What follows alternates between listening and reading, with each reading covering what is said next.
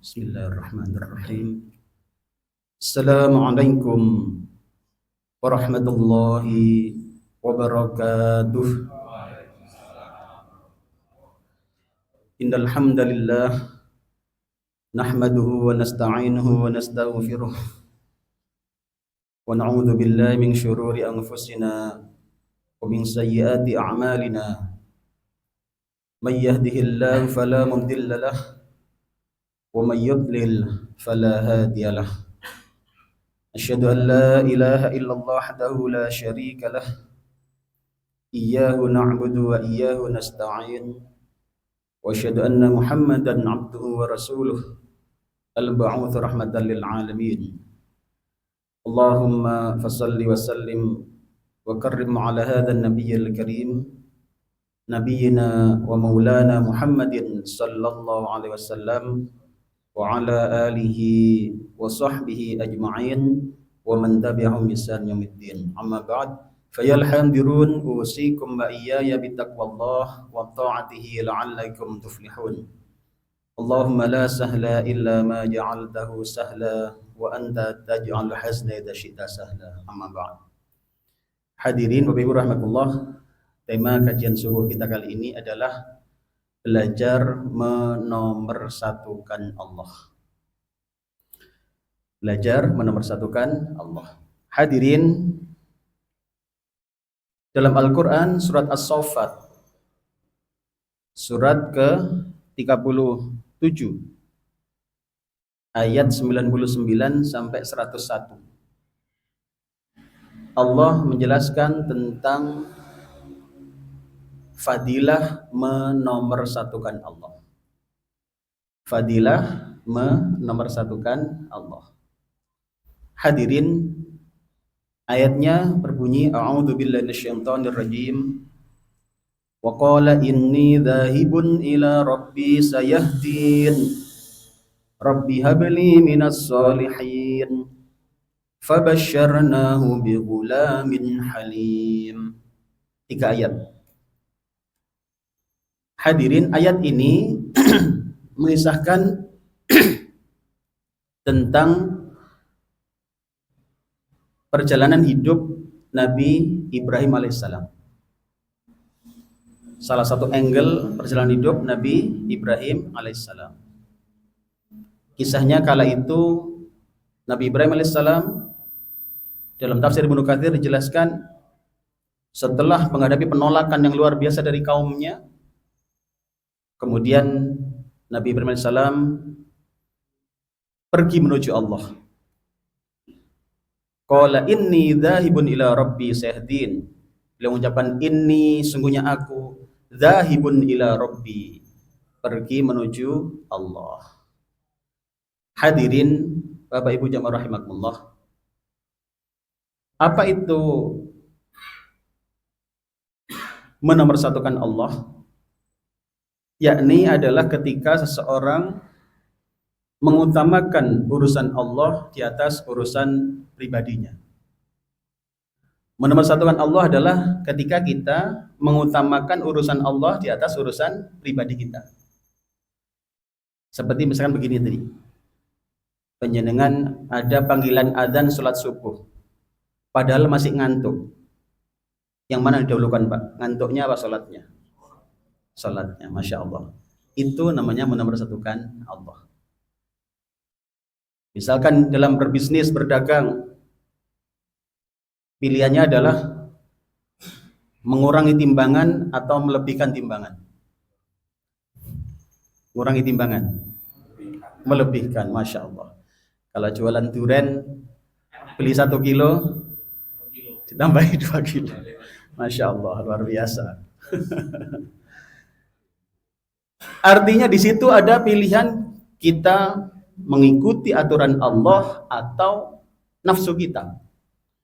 Nah, orang yang menomorsatukan Allah adalah ketika mengutamakan Allahnya. Dalam rumah tangga misalkan seorang bapak memilih untuk sabar walaupun sudah ngasih belanja penuh bahkan dilebihkan, tapi istri masih ngomel terus. Milih sabar ini menomorsatukan Allah. Kenapa? Karena ngerti ternyata sabar dalam menghadapi kekurangan istrinya, ini adalah perintah Allah.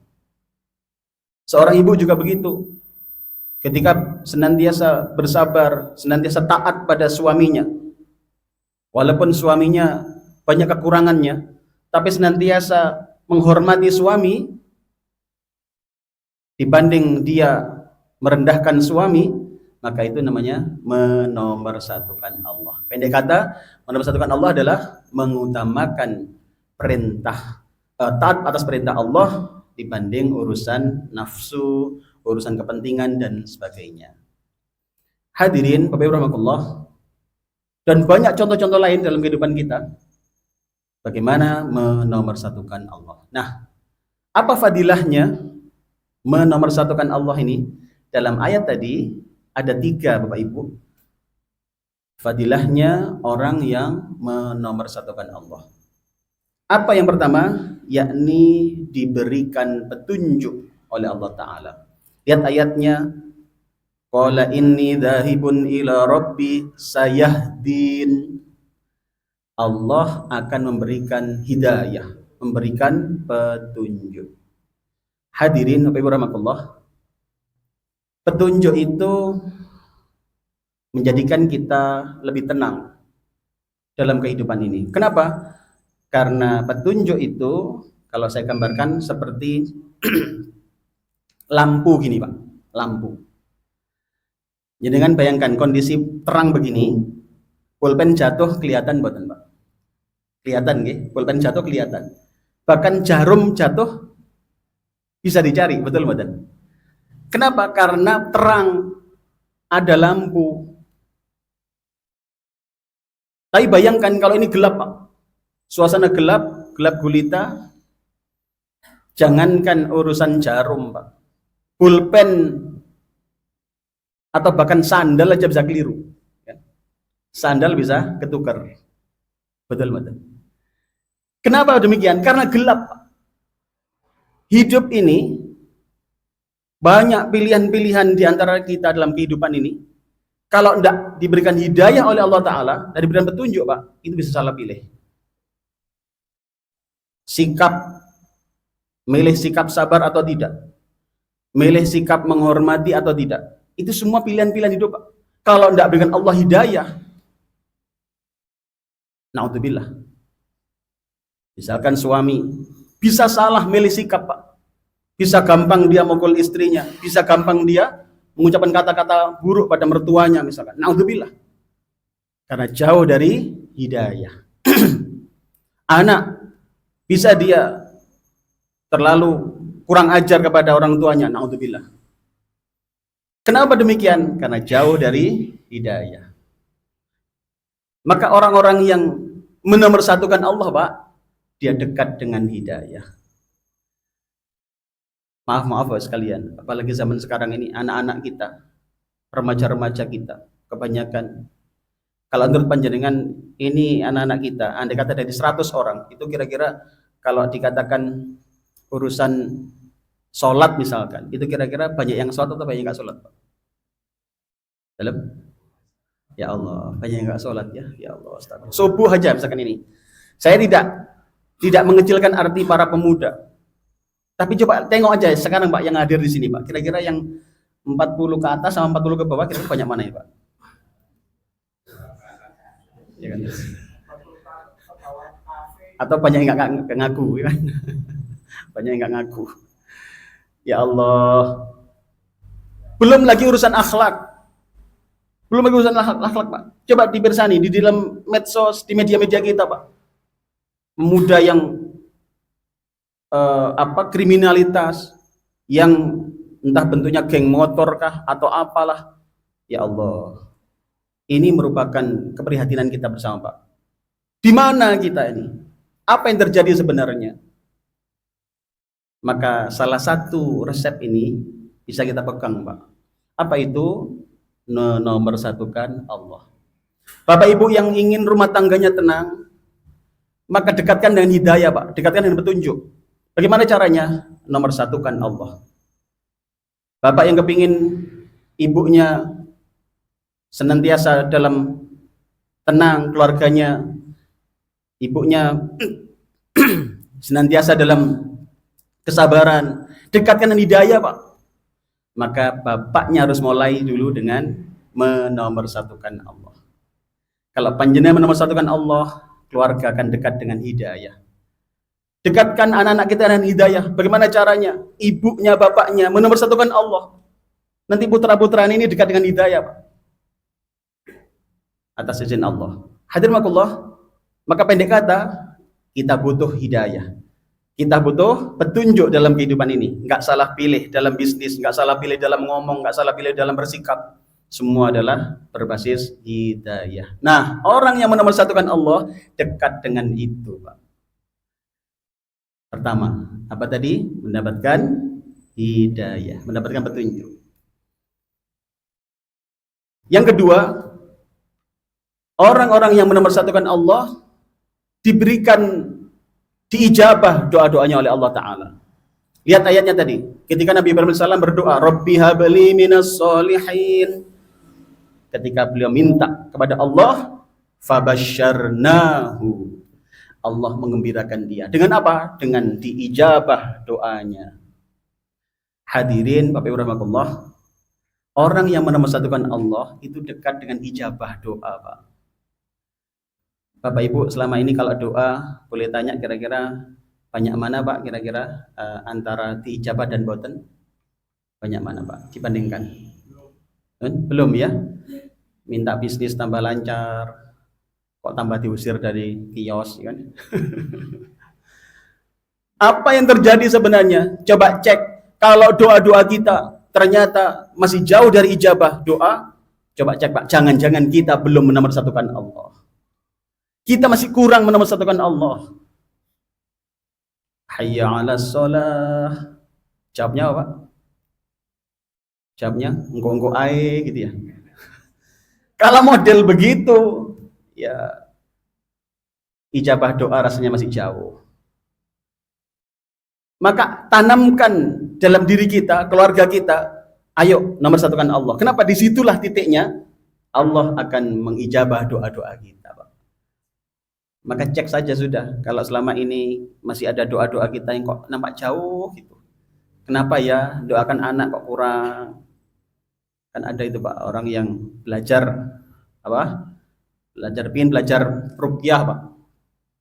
Tanya doa-doanya. Apa nih doanya Ustadz? Cara anak saya sakit mata. Kemudian ajarkan doanya, ya diajarkan sama ustadznya, diajarkan. Wong ustadznya baik kok, semua diajarkan, nggak apa-apa, silakan dicoba. Ternyata apa? Setelah ditiupkan ke matanya, yang satu, yang awalnya yang merah satu, jadi dua-duanya malah merah. Ustadz ini salah doanya atau apa ini Ustadz? Kadang kita perlu merefleksi, bukan salah doanya, yang mendoakan mungkin kurang di dalam apa? Berakhlak kepada Allah, kurang menomorsatukan Allah dalam kesempatan ini. Hadirin makullah, maka kita cek kalau doa-doa kita ternyata masih kurang, masih jauh, menampaknya masih sering tidak sesuai dengan harapan, coba cek. Mungkin kira kita kurang menomorsatukan Allah. Mungkin kita masih meremehkan riba misalkan. Kita masih banyak alasan untuk meninggalkan riba. Padahal riba sudah tidak sukai Allah. Sudah jelas orang yang riba itu berperang melawan Allah dan Rasulnya, Pak. Di Al-Baqarah 279 itu sudah jelas, tapi masih ada cari-cari alasan agar dibolehkan riba, gitu kan? Kalau itu yang terjadi, itu bahasanya, kalau bahasa saya itu kurang ngestok nih dawuh, sudah ikuti saja, sami'na wa ta'na. Masih ingat yang kapan hari saya sampaikan apa itu? Husnudzon kepada Allah. Sudah sami'na wa ta'na, nggak usah banyak alasan. Kalau Allah ngutus sholat saja, Allah ngutus puasa saja sudah, zakat saja, Allah ngutus adil saja sudah, nggak usah pakai banyak alasan.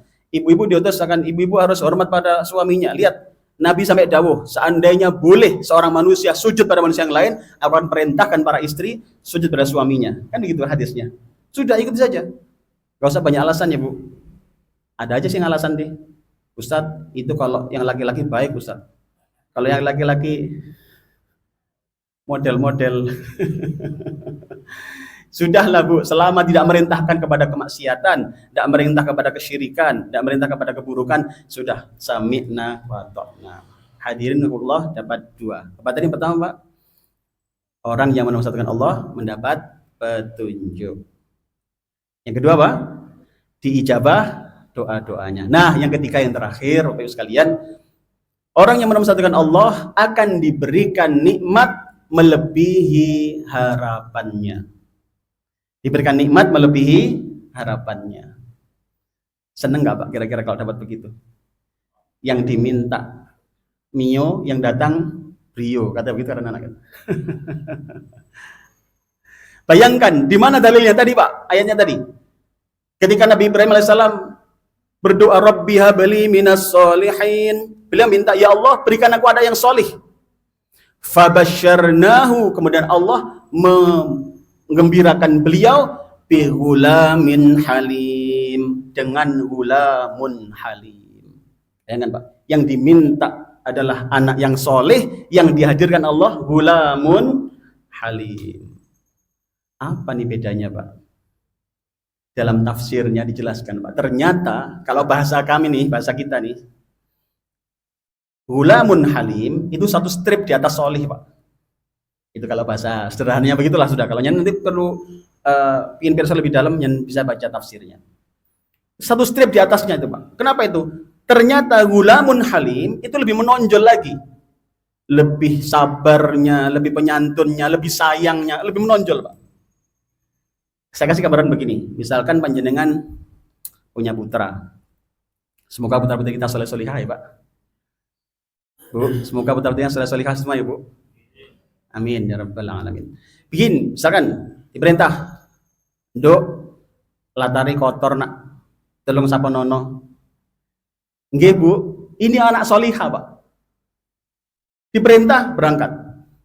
Tapi ada yang lebih tinggi dari itu, apa itu? Belum sampai diperintah sudah paham Pak. Kebayang badan Pak? Kebayang ya? Gulamun halim.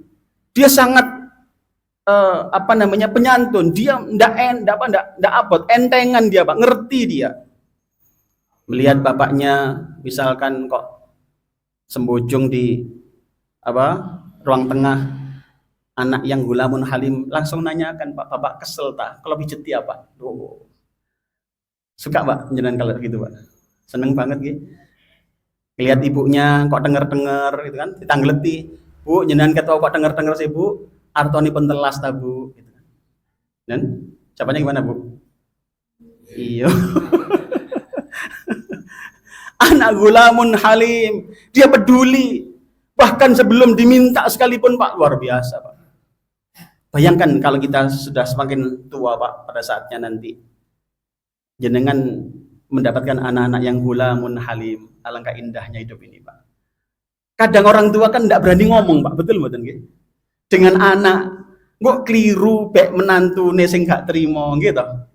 Jadi ngomong, "Nduk, bapak lho duwe kentek anak." Itu mau bilang itu kadang gak kuwetu.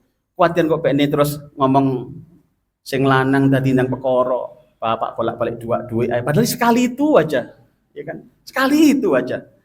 Pas ketepaan dapat tagihan RT nggak ada duit. Astagfirullah. Sehingga kemudian orang tua milih diem Pak. Maka bayangkan kalau kemudian jenengan mendapatkan anak-anak keturunan yang gulamun halim, luar biasa. Ngerti dewe punan.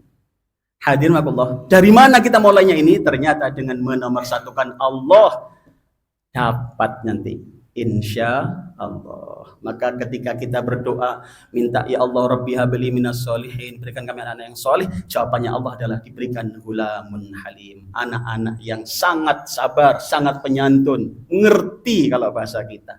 Hadirin Allah, dapat 3 tadi. Apa tadi pertama? Diberikan petunjuk oleh Allah Ta'ala. Yang kedua apa? Diijabah doa-doanya. Yang ketiga, diberikan nikmat melebihi harapannya. Ayo, 3-tiganya ini bisa kita raih insya Allah. Dengan apa? Mari belajar apa? Menomorsatukan Allah. Ketika ada perintah Allah, laksanakan. Sami'na wa ata'na. Panggilan sholat, jalankan. Suruh puasa, nggih. Suruh zakat, nggih. Sudah, tidak ada lagi kalimat penyela. Ingatkan kalimatnya, sami'na wa ata'na. Al-Qurannya kebituan Pak. Tidak ada kalimat penyela, tidak sami'na wa analisana wa ta'na, enggak ada Pak, enggak ada analisa. Pokoknya sami'na wa ta'na.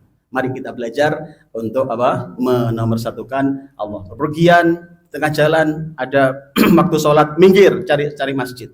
Ketika berbisnis ada tawaran adil dan enggak adil, jujur enggak jujur, pilih yang jujur, kan itu perintah Allah. Dan demikian seterusnya ketika rumah tangga dan seterusnya. Maka insya Allah jika itu kita lakukan, tiga-tiganya tadi insya Allah akan hadir dalam rumah tangga kita, dalam bisnis kita, dalam kehidupan kita. Diberikan petunjuk, diberikan dijabah doa-doa keinginan kita, dan diberikan nikmat melebihi harapan kita. Semoga Allah mudahkan kita semua menjadi hamba-hamba yang beruntung dunia dan akhirat. Aku qouli hadza fastaghfirullakum. Semoga bermanfaat kajian kita kali ini. Selamat melanjutkan aktivitasnya. Selamat menjadi hamba-hamba yang berjuang menomorsatukan Allah. Subhanakallahumma bihamdika asyhadu an la ilaha illa anta astaghfiruka wa atubu ilaik. Assalamualaikum warahmatullahi wabarakatuh.